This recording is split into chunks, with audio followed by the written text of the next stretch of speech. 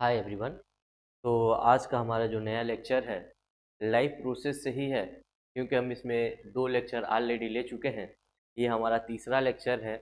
आगे से हम जितना भी चैप्टर इसमें कवर करेंगे वो सारे चैप्टर को हम वन शॉट में ही देखेंगे, चाहे हमको काहे नहीं 1.5 घंटे या 2 घंटे लगे, लेकिन एक ही वीडियो में हम लोग उसको समराइज कर लेंगे। और आप लोगों को मालूम है कि जो आज का हमारा टॉपिक है वो रिस्पायरेशन है। और रिस्पायरेशन के बाद से हम लोग कुछ देखेंगे एक्सटेंशन का, और प्लांट और एनिमल दोनों में हमको देखना है। इसके बाद से ये चैप्टर हमारा ख़त्म हो जाएगा। और इस चैप्टर के जस्ट ख़त्म होते ही कल हमारा जो अगला लेक्चर आएगा वो 10 ईयर PYQ का आएगा, तो उसको आप देखना ना भूलिएगा। क्योंकि बोर्ड के एग्ज़ाम में अक्सर जो पीछे एग्ज़ाम में पूछे गए क्वेश्चन होते हैं वहीं से पूछे जाते हैं। तो हम लोग एक नया सीरीज लेके उसको आ रहे हैं, जो कल से हम लोग लाइव क्लास लेंगे। तो उसमें हम लोग 10 साल का PYQ देख रहे होंगे। तो इस चैप्टर का ये हमारा लास्ट लेक्चर रहेगा, और इसी जस्ट चैप्टर का हम लोग PYQ देख रहे होंगे कल। जो 10 साल पिछले 10 साल में कौन से क्वेश्चन पूछे गए हैं उन सारे क्वेश्चन को विथ आंसर के साथ देख रहे होंगे कि कैसे अगर कोई क्वेश्चन पूछता है तो उसका आंसर हम कैसे देंगे। तो ये भी लेक्चर आपको मिल जाएगा 10 ईयर PYQ के साथ, और उसको हम लोग लाइव कर रहे होंगे। आगे से जितना भी क्लासेस हमारी लगेंगी सब लाइव लगेंगी। ये बस एक लास्ट हमारा लेक्चर है जो रिकॉर्डेड जा रहा है। इसके बाद से आपको टोटली क्लासेस हम लाइव प्रोवाइड करेंगे। तो चलिए हम लोग ज़्यादा लेट ना करते हुए हम अपने चैप्टर को स्टार्ट करते हैं, और इस चैप्टर में देख लेते हैं कि कहाँ से हमें कितना पढ़ना है और इसको जल्दी ख़त्म करते हैं। चलिए, तो हमें मालूम है कि ऑलरेडी हम लोग सारे पहले से पढ़ चुके आए थे। हम लोग का जो लास्ट टॉपिक बचा हुआ था एनसीईआरटी के पॉइंट ऑफ व्यू से वो क्या था? रिस्पायरेशन था। अगर हम रिस्पायरेशन की बात करते हैं तो रिस्पायरेशन हम लोग पहले से जानते हैं कि जो चीज़ें हम डाइजेशन में बना रहे होते हैं, जो खाने के बाद से हमें मिल रहा होता है, जिसको हम नॉर्मली सिंपल शुगर बोलते हैं, जिसका नॉर्मल नेम जो होता है ग्लूकोज होता है। क्योंकि डाइजेशन के बाद से चाहे वो प्लांट में हो चाहे एनिमल हो, अगर प्लांट भोजन बना रहा होता है तब भी क्या बना रहा होता है? ग्लूकोज ही बना रहा होता है। अगर एनिमल की बात करें तो एनिमल भी अपना भोजन जब डाइजेस्ट कर रहा होता है तो फाइनल प्रोडक्ट जो बन के आ रहे होते हैं वो क्या बन के निकल रहे होते हैं? तो ग्लूकोज बन के। तो जो ग्लूकोज वहाँ बन के निकल रहे होते हैं उसी ग्लूकोज का यहाँ पे ऑक्सीडेशन रिएक्शन होता है, जिसकी वजह से ATP का फॉर्मेशन होता है। तो रिस्पायरेशन में हमें मालूम है कि बहुत सारे टॉपिक हम लोग पहले से कवर करके आए हैं, बहुत सारी चीज़ें इसमें पढ़ के आए हैं। ये हमारा वन शॉट का ही एक ये लास्ट टॉपिक जो बचा हुआ था इसको हम कवर कर रहे हैं यहाँ पे।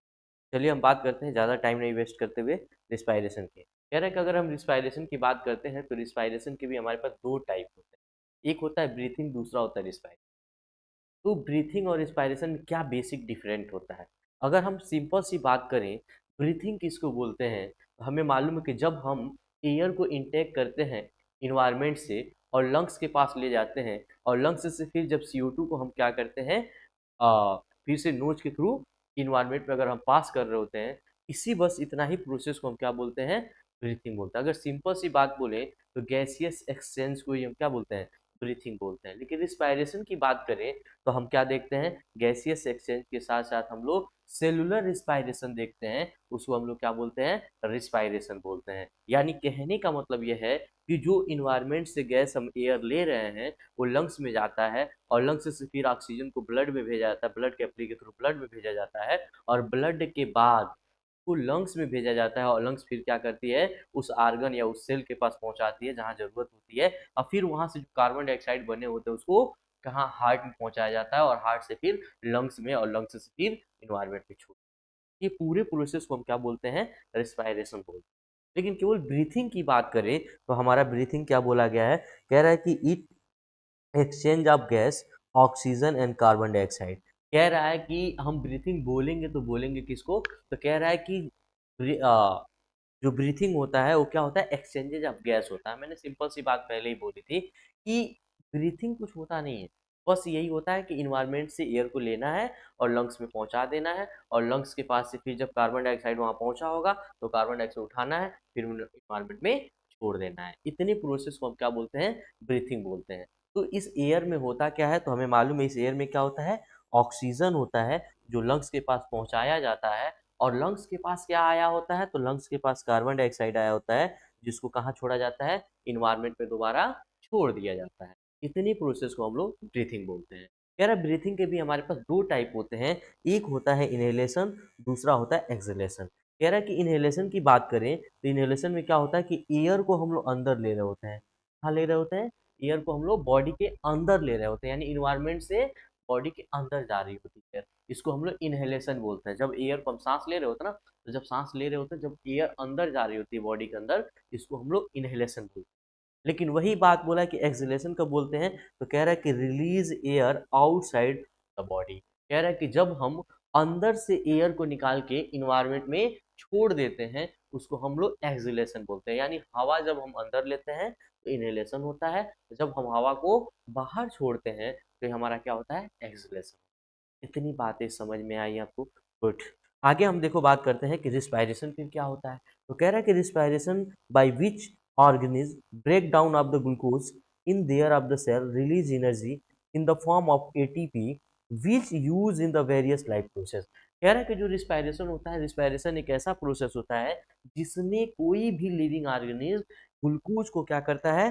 ब्रेक डाउन करता है ऑक्सीजन के प्रेजेंट में, और क्या बनाता है? तो एटीपी बनाता है। और एटीपी का ही दूसरा नाम क्या होता है? एनर्जी होता है, जिसका हम यूज कर रहे होते हैं अपने जीवन में। कह रहा है कि अगर हम बात करें ब्रीथिंग और रिस्पायरेशन में, तो ब्रीथिंग और रिस्पायरेशन में क्या बेसिक डिफरेंट होता है। तो अगर हम बात करें तो ब्रीथिंग जो होता है वो फिजिकल प्रोसेस होता है, लेकिन वहीं पर अगर हम रिस्पायरेशन की बात करें तो ये फिजिकल प्रोसेस नहीं होकर क्या होता है? Biochemical process. यानी ब्रीथिंग में केवल फिजिकल प्रोसेस का मतलब होता है कि इसमें कोई भी केमिकल रिएक्शन उतना नहीं चल रहा है। ये डायरेक्ट एयर जा रहा है लंग्स के अंदर और लंग्स से फिर एयर आ रहा है इन्वायरमेंट के अंदर, यानी ये फिजिकल प्रोसेस है। लेकिन बायोकेमिकल प्रोसेस रिस्पायरेशन में क्यों बोला गया है? क्योंकि ऑक्सीजन का यूज किया जा रहा है। तो इतना समझ में आया। दूसरी बात क्या बोला है कि ब्रीथिंग में कोई भी इंजाइम इन्वॉल्व नहीं होते हैं। देख रहे होंगे ब्रीथिंग में नो इंजाइम इन्वॉल्व, यानी ब्रीथिंग में एक भी इंजाइम का इन्वॉल्यूशन नहीं होता है। लेकिन वही हम बात कर लें रिस्पायरेशन में, तो large number of enzyme are involve, यानी रिस्पायरेशन के अंदर बहुत सारे एंजाइम वर्क कर रहे होते हैं, लेकिन ब्रीथिंग के अंदर कोई भी एंजाइम वर्क नहीं कर रहा होता है। तीसरा डिफरेंट क्या है? कह रहा है कि confined of the certain organ. लेकिन कह रहा है कि अगर ब्रीथिंग की बात करें तो कुछ ही ऐसे इसके मतलब सम ऑर्गन है जो इसमें कंसाइंड है, वो जो पार्टिसिपेट करते हैं। लेकिन वही बात करें इसमें हम रिस्पायरेशन में, तो कह रहा है कि all cell of the body, यानी बॉडी का कोई ऐसा सेल नहीं है जिसमें ये पार्टिसिपेट ना कर। इतना समझ में आया? मतलब जहाँ पे ऑक्सीजन ना पहुँच रहा। ठीक।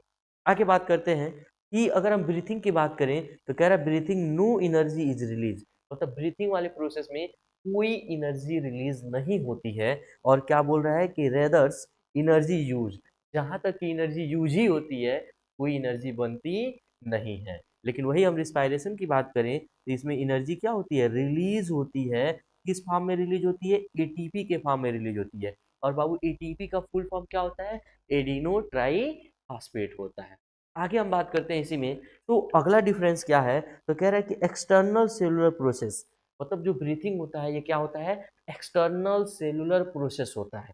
लेकिन वहीं पे अगर हम बात करें रिस्पायरेशन की तो क्या होता है? इंटरनल सेलुलर प्रोसेस होता है। यानी सिंपल सी बात बोले तो ब्रीथिंग जो होता है वो एक्सटर्नल प्रोसेस होता है, लेकिन वहीं पर हम बातें एक्सटर्नल सेलुलर प्रोसेस होता है। लेकिन वहीं पर हम रिस्पायरेशन की बात कर लें तो क्या होता है? इंटरनल होता है, बॉडी के अंदर जाता है सेल में, सेल के अंदर वो सारी काम हो रही है। ठीक। अगला बेसिक डिफरेंट क्या है? तो अगला बोला गया कि ब्रीथिंग जो होता है intake the fresh air and remove the fall air. कह रहा है कि ब्रीथिंग में क्या होता है कि जो फ्रेश एयर होता है उसको लिया जाता है, यानी ऑक्सीजन को लिया जाता है, और वहीं पे क्या निकाला जाता है? फॉल एयर, मतलब खराब एयर को निकाल दिया जाता है, यानी CO2 और सम गैसेस इसके साथ साथ होती है। क्योंकि एयर में एक ही गैस तो नहीं होता है, ऑक्सीजन के साथ साथ बहुत सारे गैस होते हैं। तो बस ऑक्सीजन को ही क्या किया जाता है? वहाँ पे इंटेक किया जाता है। बाकी जितनी भी गैसेस होती हैं फिर कार्बन डाइऑक्साइड के साथ बाहर कर दी जाती है। इतनी बातें समझ में आई। आगे हम बात करते हैं रिस्पायरेशन पे। अगर हम रिस्पायरेशन पे बात करें तो रिस्पायरेशन में जो ऑक्सीजन को हम ले जाते हैं, यानी इसमें oxidation of the food for the carbon dioxide water and energy. कह रहा है कि इसमें जो भी ग्लूकोज होता है, ग्लूकोज का रिएक्शन होता है ऑक्सीजन के प्रेजेंट में, और यहाँ पे क्या क्या मिल रहे होते हैं? तो यहाँ पे कार्बन डाइऑक्साइड निकल रहा होता है, वाटर निकल रहा होता है, और एनर्जी भी बन रही होती है एटीपी के फॉर्म में। तो इतनी चीजें आपको समझ में आई। मैं एक बार साइड हो जा रहा हूँ, आप इसको स्क्रीनशॉट लेना चाहते हो तो ले ले, या आप अगर रफ और पेन लेके बैठे हैं तो एक बार इसको नोट डाउन कर।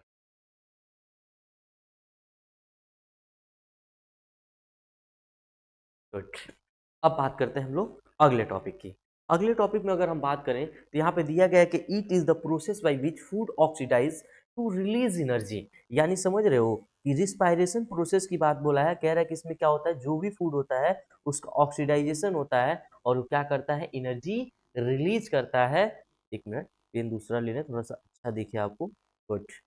अब इसमें देखो क्या बोला है, कह रहा है कि फॉर दिस ऑक्सीजन, कौन सी बात बोला है, ऑक्सीजन की बात बोला है। कह रहा है कि is required from the outside of the body break down of the food. कह रहा है कि हमें ऑक्सीजन की जरूरत क्यों पड़ती है, ऑक्सीजन की जरूरत इसलिए पड़ती है ताकि हम जो ग्लूकोज है उसका क्या कर पाए, ऑक्सीडेशन रिएक्शन करा पाए, और ऑक्सीडाइज जब करा पाएंगे तब जाके हमें एटीपी का फॉर्मेशन होगा, और वही एटीपी हम लोग अपने लाइफ में यूज कर रहे होंगे मेनी पर्पज की।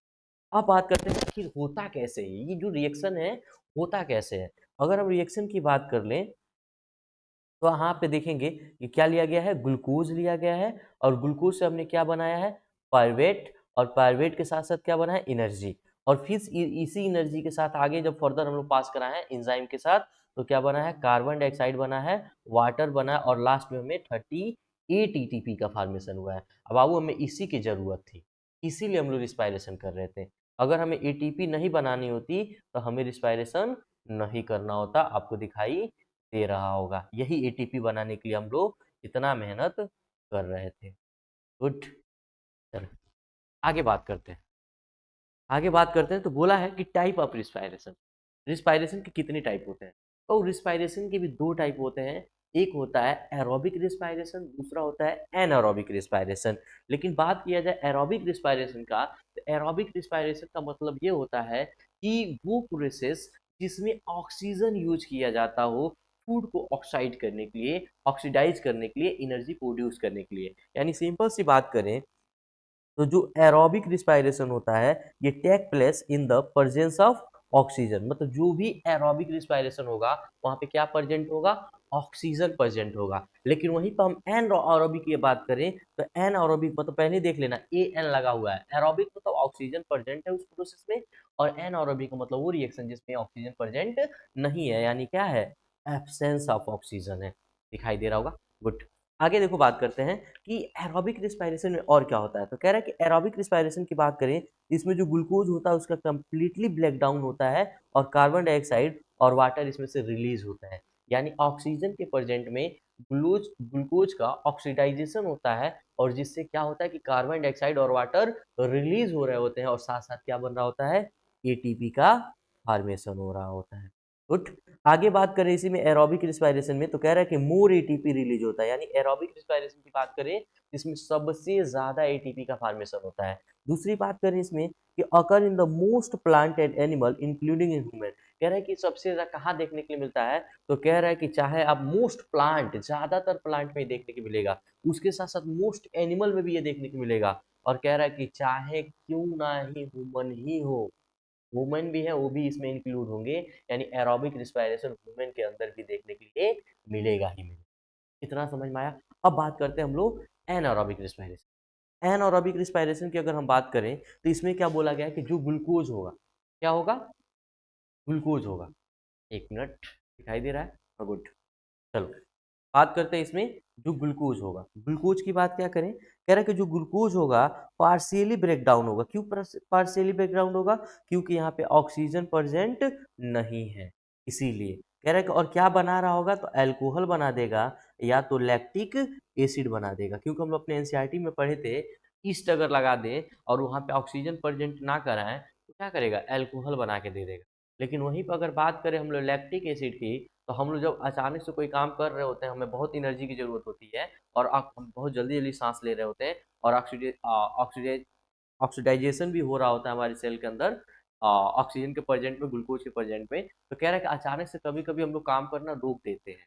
ऐसा होता है ना कि हम काम करते रहते हैं, हमारी बॉडी में एनर्जी बन रही है, लेकिन हम लोग क्या किया, अचानक काम करना ही रोक दिया।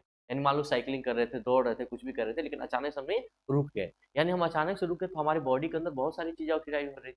अब क्या हुआ कि ग्लूकोज की ऑक्सीडाइज करने के ग्लूकोज ज्यादा पहुंच गया सेल के अंदर, और ऑक्सीजन कम हो गया, क्योंकि हमने रिस्पायरेशन रेट कम कर दिया। जिसकी वजह से क्या होता है कि वहाँ पे ऑक्सीजन की कमी हो जाती है, और वहाँ पे लैक्टिक एसिड का फॉर्मेशन हो जाता है, जिसके वजह से हमारे बॉडी के अंदर क्रैंक आ जाते हैं। यानी आप लोग देखे होंगे कि दर्द होना, ये सब करना देखते हो ना, कि कोई हम कभी क्रिकेट खेल लेते हैं, बॉलिंग करा लेते हैं, तो कभी हाथ में क्रैंक आ जाते हैं, कभी गर्दन में क्रैंक आ जाते हैं। ये क्यों होती है? क्योंकि वहाँ पे लैक्टिक एसिड का डिपोजिशन हो जाता है ऑक्सीजन के एब्सेंस में, इसलिए हमको क्रैंक आते हैं। ये सब चीज़ें वहीं चली गई। आगे देखो क्या बोला गया है, इसमें लेस एनर्जी, जाहिर सी बात है यहाँ पे ऑक्सीजन प्रेजेंट नहीं है, तो यहाँ पे क्या होगा, लेस एनर्जी का फॉर्मेशन होगा। अगला हम बात करें एनारोबिक रिस्पिरेशन में, तो कह रहा है occur in the some microorganism yeast muscles of the cell during the lack of oxygen. कह रहा है कि कहाँ कहाँ एनारोबिक रिस्पिरेशन देखने को मिलेगा, तो आप याद रखिएगा ईस्ट के अंदर देखने को मिलेगा। ईस्ट ही क्या करता है, अगर ईस्ट को हम ग्लूकोज के साथ क्या करा दे, रिएक्शन करा दे और ऑक्सीजन ना दे, क्या बना देगा, एल्कोहल बना के देगा। वहीं पर अगर हम बात करें मसल्स वाले में, तो हमने बोला ना कि ऑक्सीजन की जब कमी होती है क्या बना के देगा, लैक्टिक एसिड बना के देगा, जिसकी वजह से हमें बॉडी के अंदर क्रैंक देगा। इतनी बातें समझ। एक बार मैं साइड होता हूँ, आप स्टॉप करके लिखना हो तो लिख लीजिए, या आपको मन करे तो आप लोग इसका क्या कर सकते हैं, इन शॉर्ट। गुड। आगे बात करते हैं, अगले टॉपिक पे चलते हैं हम लोग। अगला टॉपिक देखो, यही बात मैं समझा रहा था जो यहाँ पे दिया गया है।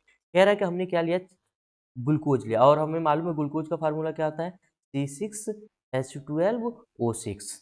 ठीक है, और कितने कार्बन है, लोग बोलते हैं 6 कार्बन का कंपाउंड है या 6 कार्बन का मॉलिक्यूल्स है।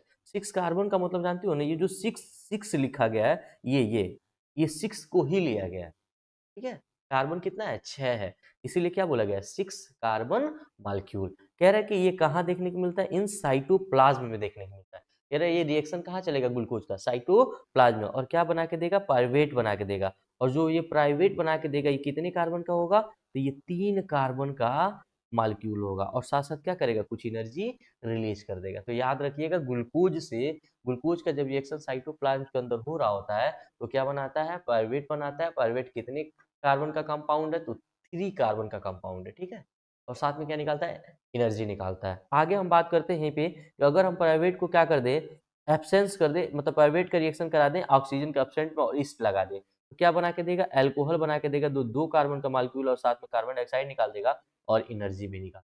आपको दिखाई दे रहा होगा, देखो, विदाउट ऑक्सीजन मतलब पाइरुवेट जो बन रहा है 3 कार्बन का, उसमें अगर हम ऑक्सीजन पास ना कराएं और ईस्ट लगा दें, तो क्या बना के देगा, एल्कोहल बना के देगा, और एल्कोहल के साथ साथ कार्बन डाइऑक्साइड प्लस एनर्जी बना के देगा। लेकिन वही बात कह रहा है कि अगर मान लो पाइरुवेट बॉडी में बन जाए किसी ह्यूमन के या किसी एनिमल में, तो क्या होगा, तो कह रहा है कि आवर मसल सेल, अगर हमारे मसल सेल के अंदर ऑक्सीजन की कमी हो जाए, तो क्या करेगा, लैक्टिक एसिड बना के देगा। क्या बना के देगा, लैक्टिक एसिड बना के देगा, जो 3 कार्बन का ये भी मॉलिक्यूल होगा, और साथ में क्या बना देगा, एनर्जी बना। तो याद रखिएगा, जो हमारा इथेनॉल होता है, अल्कोहल होता है, तो कितने कार्बन का कंपाउंड होता है, 2 कार्बन का कंपाउंड होता है। लेकिन वहीं पर अगर हम बात करें मसल्स वाले में, जो ऑक्सीजन के एब्सेंस में चल रहा होता है, उसमें क्या बनता है, लैक्टिक एसिड बनता है, जो 3 कार्बन का कंपाउंड होता है और साथ में एनर्जी बना के निकालता है।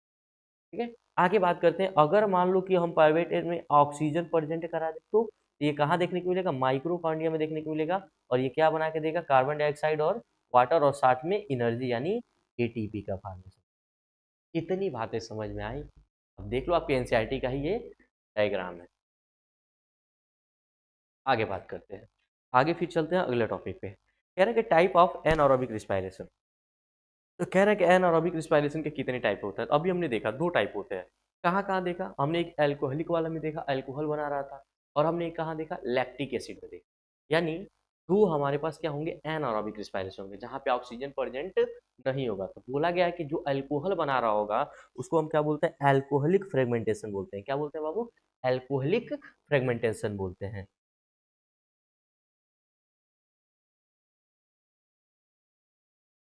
ठीक है, क्या बोलते हैं, एल्कोहलिक फ्रेगमेंटेशन बोलते हैं। लेकिन वहीं पे बात बोला कि एल्कोहलिक फ्रेगमेंटेशन होता क्या है, तो कह रहा है कि इट, एक मिनट,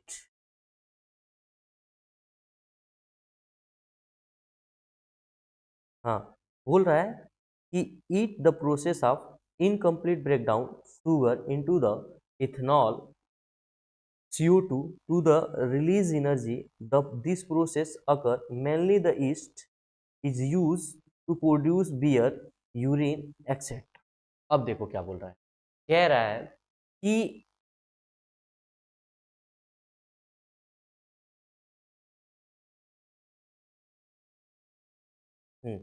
देखो क्या कह रहा है कि जो अल्कोहलिक फ्रेगमेंटेशन होता है, कह रहा है अल्कोहलिक फ्रेगमेंटेशन में ये ऐसा प्रोसेस होता है जिसमें इनकम्प्लीट ब्रेकडाउन होता है। भाई इनकम्प्लीट ब्रेकडाउन किसका होता है?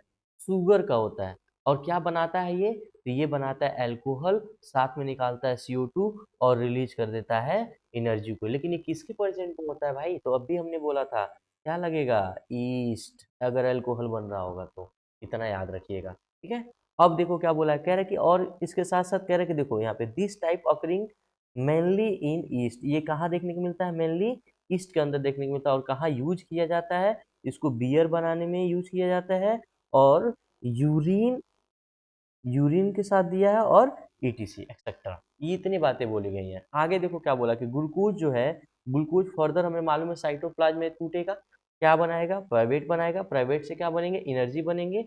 और मान लो कह रहा है कि प्राइवेट में हम क्या कर दें? ऑक्सीजन को एक्सेंस करा दें, क्योंकि हम पढ़ ही रहे हैं एनारोबिक रिस्पायरेशन, यानी हम क्या कर दें? ईस्ट लगा दें और वहाँ पे एनारोबिक रिस्पायरेशन करा दें, तो क्या बनाएगा? अल्कोहल बना देगा, CO2 बना देगा, और साथ में ATP बना देगा। तो एक बार ये रिएक्शन देख लीजिए, जो बहुत इंपॉर्टेंट है, कभी भी पूछा जा सकता है। गुड। आगे बात करते हैं। अगला हमारा आता है लैक्टिक फ्रेगमेंटेशन। लैक्टिक फ्रेगमेंटेशन कब होता है? तो कह रहा है कि दिस प्रोसेस इनकम्प्लीट ब्रेकडाउन, इसमें भी क्या होता है? इनकम्प्लीट ब्रेकडाउन होता है। किसका इनकम्प्लीट ब्रेकडाउन होता है? तो भाई शुगर जो होता है, शुगर का इनकम्प्लीट ब्रेकडाउन होता है, जिसकी वजह से क्या बन जाता है? लैक्टिक एसिड बन जाता है, और साथ में कुछ एनर्जी निकलते हैं in the some of bacteria. कहाँ देखने को मिलता है? बैक्टीरिया में देखने को मिलता है, नहीं तो हमारे ह्यूमन ह्यूमन के मसल्स में देखने को मिलता है। वही तो मैं बोल रहा हूँ, क्रैंक आना, ये कहाँ से आता है? हमारे मसल्स के अंदर ये देखने को मिलता है। तो लैक्टिक फ्रेगमेंटेशन कहाँ देखने को मिलता है? बैक्टीरिया में और हमारे मसल्स के अंदर। यहाँ पे क्या होता है? तो यहाँ पे ग्लूकोज का इनकम्प्लीट ब्रेकडाउन होता है, जिसकी वजह से, ग्लूकोज मतलब शुगर, ठीक है, ये शुगर बार बार लिख रहा है ना, यानी ग्लूकोज की बात कर रहा है। कह रहा है ग्लूकोज से क्या बनता है? प्राइवेट, प्राइवेट से ही सारा कहानी चल रहा है। तो कह रहा है कि ये जो होता है, इसमें क्या होता है? इनकम्प्लीट डाइजेशन होता है, यानी ऑक्सीजन की कमी हो जाती है, जिसकी वजह से वो क्या बन जाता है? अल्कोहल बन जाता है, और सॉरी लैक्टिक एसिड बन जाता है, और साथ में कुछ एनर्जी प्रोड्यूस कर देता है। और कहाँ देखने को मिलता है? कुछ बैक्टीरियो में और हमारे सेल के अंदर। इतनी बातें समझ में आ रही है? अब आगे देखो क्या बोला है। आगे यहाँ पे एक शब्द बोला गया है, देखिएगा क्या बोला गया। कह रहा है कि during intense of the exercise muscles rapidly convert the glucose of the lactic acid and quickly energy use the store of ATP. The lactic acid fuel of the cause of the fighting and the cramp.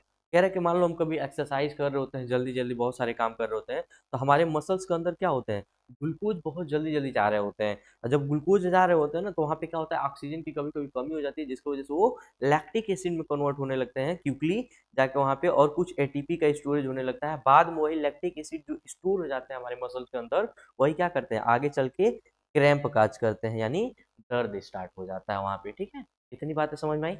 आगे बात करते हैं अगले topic पे। देखो एक question पूछा गया था, जो अभी मैं आपको चार्ट जस्ट बताया हूँ NCERT में, तो आपको पूछा है। हाँ, एक यही पे बात बाबू बता दूं कि ये जो मैं क्वेश्चन आपको लाया हूँ आज दिखाने के लिए, ये क्वेश्चन इसलिए लाया हूँ कि आपको देख लो कि ऐसे ही हम बहुत सारे क्वेश्चन कल कर रहे होंगे लाइव क्लास में, अपने PYQ के क्लास में, जो 10 साल में जितने भी इस चैप्टर पे, क्योंकि हम प्रॉपर हर चैप्टर का अलग अलग हम क्वेश्चन करेंगे, क्योंकि अभी हमने लाइव प्रोसेस खत्म किया है। आज आज हमारा जो जा रहा है वो क्या है? लाइव प्रोसेस खत्म हो जाएगा, यानी हम कल 10 साल का मतलब 10 ईयर का PYQ लाइव प्रोसेस का केवल देख रहे हो, ठीक है, कि कौन कौन से क्वेश्चन कैसे पूछेगा और इसके आंसर कैसे देंगे। अभी हम आपको दिखाएंगे भी कि कैसे आंसर भी हम लाएंगे, कैसे आपको समझाएंगे लिखना है कैसे। बाकी चलो, एक क्वेश्चन यहाँ पे दिया गया है कि जो 2020 में पूछा गया है, 2022 में पूछा गया है, 2024 में पूछा गया है। देख लेते हैं कि क्वेश्चन है क्या।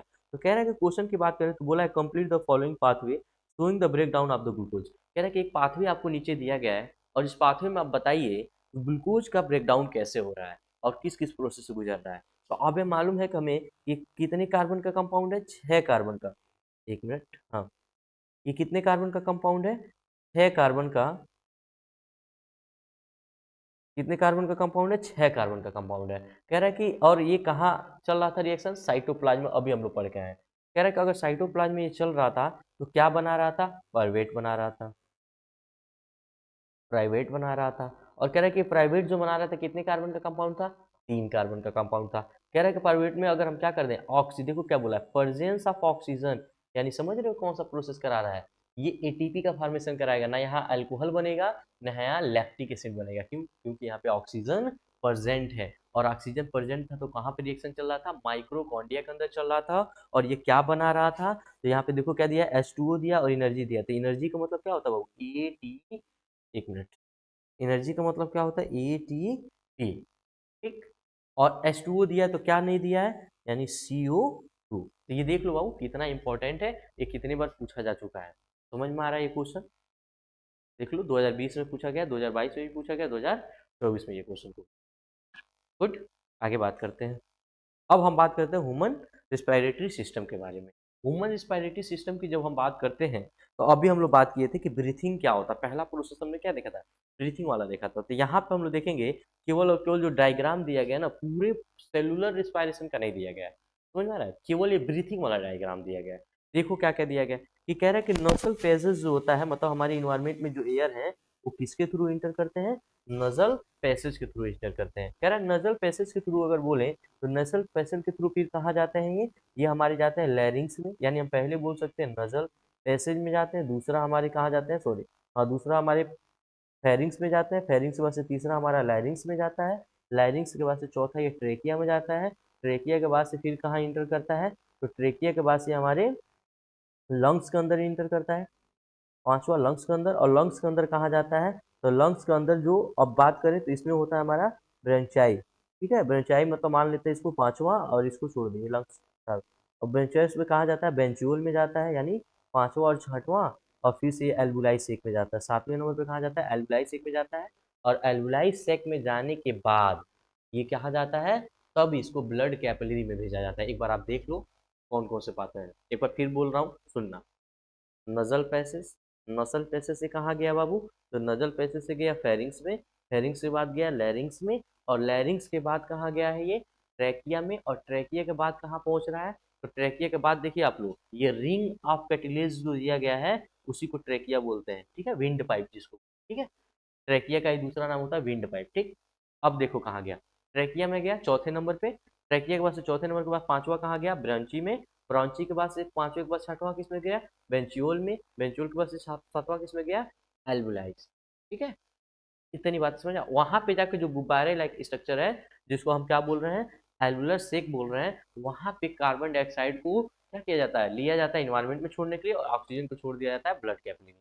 इतना समझ में आया। कह रहा है कि अगर यहाँ पे हम और भी सारी चीजों की बात करें तो देखो, जो रिस्पायरेटरी हमारा, देखो क्या दिया गया यहाँ पे। कह रहा है कि अगर हम रिस्पायरेटरी ब्रांचियोल की बात करें तो देखो, ये जो पार्ट दिख रहा है ये सब ब्रांचियोल है, ठीक है। इस ब्रांचियोल में देखो छोटे छोटे अंगूर लाइक स्ट्रक्चर दिख रहे हैं, गुच्छा है, मतलब ग्रेप लाइक स्ट्रक्चर दिख रहे हैं छोटे छोटे। इसी को हम क्या बोलते हैं, मतलब गुब्बारे लाइक स्ट्रक्चर दिख रहे हैं, इसी को हम क्या बोलते हैं, एल्बुलाई बोलते हैं। और इसी एल्बुलाई के अंदर क्या होता है, गैसियस एक्सचेंज देखने को। इतनी बातें समझ में आई। आगे बात करते हैं। अब देखो कह रहा है फेज ऑफ और थ्रू द रिस्पायरेटरी सिस्टम। कह रहा है कि इसमें कौन कौन से पाथवे चलते हैं, हमने सारे पाथवे बताए। अब सारे पाथवे का काम सुनना। कह रहा है पहला क्या होता है, नस्टिल, मतलब नसल पैसेज की बात कर रहा है। नस्टिल में कह रहा है कि नस्टिल मतलब ये जो नाक वाला पहला पॉइंट है, मतलब अभी इंटर एयर जस्ट करने वाला है, यानी नजल पैसेज हमारे फिगर में दिया गया है, लेकिन इसको नेस्टिल बोलते हैं, जहाँ से इंटर करता है, ठीक है। और इंटर करने के बाद से जो अंदर की तरफ जाएगा यह, तो हम क्या बोलते हैं, नजल पैसेज बोलते हैं, समझ में। नाक के अंदर के रास्ते को हम क्या बोलते हैं, नजल पैसेज, और इसको हम नस्टिल बोलते हैं। कह रहा है कि नेशनल की बात करें तो कह रहा है air is the take into the body and filter the find of hair and mucus. कह रहे हैं कि जो नाक है ना, नाक के अंदर छोटे छोटे हेयर पाए जाते हैं, ठीक है। उस हेयर के अंदर छोटे छोटे मतलब बहुत सारे म्यूकस पाए जाते हैं, जो क्या करता है, नेस्टल के अंदर इंटर करते ही यहाँ पे एयर का फिल्टरेशन स्टार्ट हो जाता है। यानी जो बड़े पार्टिकल होंगे हेयर में, हेयर से फिल्टर हो जाएंगे, नाक के अंदर जो बाल होते हैं उससे फिल्टर हो जाएंगे। और जो छोटे छोटे पार्टिकल होंगे तो इसमें म्यूकस, जिसको हम लोग अपने नॉर्मल भाषा में बोलते हैं ना, समझ रहे होंगे, तो उसी को क्या बोल रहा है कि उसमें जाते हैं जो छोटे छोटे पार्टिकल होते हैं, जो जाके चिपक जाते हैं। यानी एयर का फिल्ट्रेशन कहाँ से स्टार्ट हो जाता है, नस्टिल से स्टार्ट हो जाता है। यानी पहला स्टेप क्या है, नस्टिल का है। दूसरा बात बोला गया है नजल पैसेज का। कह रहा है नजल पैसेज की अगर बात करें तो कह रहा है कि channel for the air flow through the nose, warm, moist and the further filter the air. कह रहा है कि जो नोजल पैसेज है, नजल पैसेज में क्या होता है कि ये एक ऐसा चैनल है जिसमें से हवा होते हुए गुजरता है, इससे रास्ते से होके गुजरता है। और इसमें क्या होता है कि जो हवा गर्म होता है ना, उसको वार्म जो होता है या मॉइस्ट जो होता है, फर्दर उसको क्या किया जाता है, डाउन किया जाता है, उसके टेम्परेचर को मेंटेन किया जाता है। और क्या करते हैं फिर उसमें बहुत सारे क्या होता है, फिल्ट्रेशन हो रहे होते हैं। आगे बात करते हैं तीसरा। तीसरा क्या है, फेरिंग्स है। फेरिंग्स कह रहे हैं ये कॉमन पैसेज होता है भाई, किसका किसका, बोथ एयर का भी होता है और फूड का होता है। तो याद रखना जो फेरिंग्स है, लैरिंग्स नहीं फेरिंग्स, कह रहा है फेरिंग्स जो है वो कॉमन पैसेज है, किसका, फूड का भी और एयर का भी। कह रहा है कि which ensure the air passage do does not collapse. कह रहा है कि ये क्यों है, ताकि जो एयर पैसेज जो कोलैप्स ना हो, मतलब ऐसा ना हो कि एक वाल लगा हुआ वहां पे, वो वाल पलट ही ना जाए, ऐसा ना हो कि पलट जाए फिर वो सीधा ना हो। इसके लिए कह रहा है कि चौथी बात बोले तो क्या है, लैरिंग्स की बात बोला। कह रहा है कि locate at the upper part of the trachea I contain of the vacuole card produce of the sound also allow the air Passage through the trachea. कह रहे जो लैरिंग्स होता है, लैरिंग्स का दूसरा नाम बाबू जो होता है साउंड बॉक्स होता है। क्या होता है, साउंड बॉक्स होता है, जिसको हम बोलते हैं। यस, कह रहा है कि उसके बाद से जो साउंड बॉक्स होता है वो कहाँ होता है, ट्रेकिया के जस्ट ऊपर वाले पार्ट में होता है। कह रहा है कि उसी को हम क्या बोलते हैं, वोकल कार्ड बोलते हैं। वोकल कार्ड मतलब साउंड बॉक्स, ठीक। कह रहा है कि ये क्या करता है, तो साउंड को प्रोड्यूस करता है और इसके साथ साथ ये क्या करता है, एयर को अपने पास से पास कराता है ट्रेकिया के अंदर। ट्रेकिया क्या है, विंड पाइप है। ट्रेकिया का दूसरा नाम बाबू विंड पाइप। आगे बात करते हैं हम लोग पांचवें नंबर पे। पांचवें नंबर पर हमारा आता है ट्रेकिया। कह रहा है कि ये कैसा होता है, ट्यूब लाइक होता है। ये कनेक्ट होता है, किससे कनेक्ट होता है, लैरिंग्स से। और लैरिंग्स से लेके कहाँ तक होता है, ब्रॉन्ची तक होता है। तो याद रखना जो ट्रेकिया होता है, ट्रेकिया कहाँ से कहाँ तक होता है, यानी लैरिंग्स से लेके ब्रॉन्ची तक जो एरिया होता है, जो उसका आर्गन होता है जो दिखाई देता है, उसको क्या बोलते हैं हम लोग, ट्रेकिया बोलते हैं। कह रहा है कि line of the with the ring, इसी में क्या देखने को मिलता है आपको, रिंग देखने को मिलता है। और रिंग किसके बने होते हैं, कैटिलेज के बने होते हैं। और एयर द ओपन, कह रहा है कि वो बहुत ओपन होते हैं और सीधा कहाँ भेजे जाते हैं, वो सीधे लंग्स में भेज दिए जाते हैं। यानी याद रखिएगा ट्रेकिया का जो रास्ता है कहाँ से कहाँ तक का है, तो लैरिंग से लेके ब्रॉन्ची तक का है, ठीक है। इतनी बातें याद रखिएगा। आगे बात करते हैं, आगे बात करते हैं। हम लोग कितने नंबर पर पहुंच गए थे, 5 नंबर तक पहुंच गए थे। अब बात करते हैं छठवें नंबर की, ठीक है। छठवें नंबर पर हमारा आता है बाबू ब्रॉन्ची। ब्रॉन्ची क्या होता है, कह रहा है trachea split into the two bronchi. तो जो ट्रेकिया देखो, ये जो आ रहा है ना, ये देखना, एक मिनट, ये दिखाई दे रहा है, ये फिगर में देखिएगा, ये जो दिखाई दे रहा है ये क्या है, ये है आपका ट्रेकिया, ठीक है। ये ट्रेकिया के बाद से देखना ये दो रास्ते बन रहे हैं, एक इधर और एक इधर।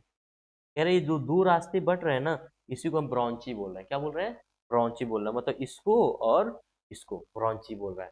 कह रहा है कि ब्रॉन्ची के अंदर बहुत सारे छोटे छोटे ब्रॉन्चियोल बने हुए हैं, देखो ऐसे बहुत सारे ब्रॉन्चियोल निकले हुए हैं, ठीक। तो हर ब्रॉन्ची के अंदर बहुत सारे ऐसे ब्रॉन्चियोल निकले हुए हैं। इसी ब्रॉन्चियोल के ऊपर छोटे छोटे क्या लगे हैं, एल्वुलाई सेक लगे हुए हैं, ठीक। गुड, आगे बात करते हैं। कह रहा है कि लेफ्ट एंड राइट दो साइड पे ये बटा हुआ है, दो साइड पे बटा हुआ है, left and right, one for the each lungs, एक अलग वाले रंग पे गया है, एक अलग वाले रंग पे गया है। Carry air into the lungs, और कहाँ भेज रहा है, ये लंग्स के अंदर भेज रहे हैं। आगे देखो क्या बोला, सातवें नंबर पे बोला है ब्रॉन्चियोल। हमने बोला है ना ब्रांची में ही बहुत सारे ब्रांच निकले होते हैं, उसी को हम क्या बोलते हैं, ब्रांचियोल बोलते हैं। कह रहा है कि ब्रॉन्चियोल जो होते हैं फर्दर डिवाइड होते हैं बहुत सारे नैरो ट्यूब में। कह रहा है कि इस काल जिसको हम ब्रांचियोल बोलते हैं, जो ब्रॉन्ची होता है वो फर्दर बहुत सारे पार्ट में डिवाइड होता है, उसको हम लोग ब्रेंचियोल बोलते हैं। कह रहे हैं कि inter deep of the lungs, और ये कहाँ तक गए होते हैं, लंग्स के दम अंदर तक गए होते हैं। कहाँ तक गए होते हैं, लंग्स के दम अंदर तक गए होते हैं। कह रहे हैं कि bronchiole is the small air passage through the lead directly to the एल्बुलाई, और ये कहाँ जाके जुड़े होते हैं, डायरेक्ट डायरेक्ट एल्बुलाई के अंदर जाके जुड़े होते हैं। कह रहा है उसके बाद से, कह रहा है कि they do not have cartilage ring and can connect to the expand of the regulate in air flow। कह रहे हैं कि इसमें कोई cartilage नहीं है, लेकिन फिर भी ये क्या है, एक दूसरे से क्या हुआ, स्ट्रेच हुए हुए जुड़े हुए हैं। अब बात करते हैं हम लोग सातवें के बाद आठवां। आठवां हमारा क्या होता है, एल्वुलाई, यही मेन काम करता है। कह रहे एल्वुलाई की हम बात करें, अगर हम सिंगल की बात बोलते हैं तो एल्वुलाई है, और प्लूरल की बात बोलते हैं, सॉरी, प्लूरल को बोलते हैं एल्वुलाई है, और सिंगुलर को बोलते हैं तो एल्वुलोरस बोलते हैं। कह रहे हैं कि जो एल्वुलाई होता है आर द ये टीनी टीनी बहुत छोटे छोटे होते हैं, और ये बैलून लाइक स्ट्रक्चर होता है, गुब्बारे जैसे, जैसे छोटा छोटा गुब्बारा नहीं अपने यहाँ मिलता है, वैसे होता है, जैसे हवा भरो तो फूल जाता है, सेम वही चीजें हैं। देखो यहाँ पे दिख रहा होगा छोटे छोटे गुब्बारे जैसे, ये वाले दिख रहा है, छोटे छोटे अंगूर के गुच्छे जैसे हैं, दिख रहे होंगे। एक मिनट दिख जाएगा, नहीं दिख रहा होगा तो अब दिख जाएगा आपको, ठीक है। ये छोटे छोटे जो दिख रहे हैं ये क्या है, गुब्बारे लाइक स्ट्रक्चर है, ठीक है। कह रहा है इसी को हम क्या बोलते हैं, एल्बुलाई बोलते हैं। कह रहा है कि इसमें क्या होता है, लाइक एयर से कैसे होते हैं, लाइक एयर से के जैसे होते हैं, लोकेटेड होते हैं इंड ऑफ ब्रेंचियोल, कहाँ लोकेटेड होते हैं, ब्रेंचियोल के इंड में लोकेटेड होते हैं। कह रहे हैं कि इसमें थिन वाल, बहुत पतला वाल होता है, और ये मॉइस्ट इरेज गैस डिफ्यूजन होते हैं, कह रहे surrounding by the dense of network of the blood capillary. और ये जो आपको एल्वुलाई दिख रहे हैं ना, ये ब्लड कैपिलरी से जुड़े होते हैं, क्योंकि एल्वुलाई के अंदर ही गैसीय सेक्शन होता है। जो ब्लड कैपिलरी वो क्या करती है, कार्बन डाइऑक्साइड को सेल से लाके इनके पास, मतलब हार्ट से लाती है, हार्ट से लेके यहाँ पे लाके छोड़ देती है लंग्स के अंदर। फिर ये क्या करता है, जो लंग्स के अंदर एयर आया होता है जिसमें ऑक्सीजन होता है, उस ऑक्सीजन को फिर ब्लड कैपिलरी कैच करती है, मतलब आरबीसी जो होता है उसमें वो कैच करते हैं और लेके फिर हार्ट के पास जाते हैं, और हार्ट फिर पूरे सेल के पास डिस्ट्रीब्यूट कर रहा होता है। समझ में आ रहा है कुछ, बस इतना ही बात करते हैं। आगे देखो क्या बोला है कि they are the site of gaseous exchange in the lungs. कह रहे हैं लंग्स के अंदर एल्वुलाई वो जगह है, एल्वुलाई वो पार्ट है जिसमें गैसियस एक्सचेंज हो रहा होता है। कह रहे हैं कि each lungs contain of the million alveoli. कह रहे हैं कि हर एक लंग में कितने लंग है, दो लंग्स है। देखो एक लंग्स ये है और एक लंग्स ये है। ठीक है? कह रहा है कि ये जो दो लंग्स हैं, इन दोनों लंग्स में, एक लंग्स में, केवल एक लंग्स की बात करें तो मिलियन ऑफ एल्वुलाई प्रेजेंट है। समझ में आ रहा है, providing the large of the surface area in the different of diffusion. कह रहा है अब बाकी बात करते हैं हम 9 नंबर की। 9 नंबर में बोला ब्लड कैपिलरी। अब हमें मालूम है कि एल्वुलाई से कौन जुड़ा हुआ है, ब्लड कैपिलरी जुड़ी हुई है। कह रहा है कि ये क्या होती है, टीनी ब्लड वेसल होती है, सराउंडेड होती है हर एक एल्वुलाई के पास। कह रहा है कि अलाउ द एक्सचेंज, और ये क्या अलाउ कर रही है, एक्सचेंज कर रही है गैस का बिटवीन द ब्लड और एल्वुलाई। मतलब कह रहे हैं कि जो ब्लड कैपिलरी होती हैं वो जो एल्वुलाई के पास जुड़ी होती हैं, कह रहे को क्या करा रही होती है, तो ब्लड से लेके और एल्वुलाई एयर, जो एल्वुलाई में एयर जो भरा हुआ है, इन दोनों में गैसियस एक्सचेंज करा रही होती है। कह रहे कि also involve of the transporting oxygen. कह रहे कि ये क्या होता है, इसमें हमेशा ऑक्सीजन का ट्रांसपोर्टेशन होता है by the tissue and collect of the CO2 of them. कह रहा है कि ऑक्सीजन को ब्लड कैपिलरी के अंदर, मतलब ब्लड के अंदर भेज दिया जाता है, और जो आप, और जो CO2 होता है उसको फिर लंग्स के अंदर भेजा जाता है। फिर उल्टा कहाँ जाता है वो, ब्रांचियोल, ब्रेंचियोल में, ब्रेंचियोल से कहा जाता है ब्रॉन्ची में, ब्रॉन्ची से कहा जाता है ट्रेकिया में, ट्रेकिया से कहा जाता है लैरिंग्स में, लैरिंग्स से कहा जाता है फेरिंग्स में, फेरिंग्स से कहा जाता है फिर से हमारे नजल पैसेज में, नसल पैसेज में कहा जाता है नॉस्ट्रिल में जाते हैं।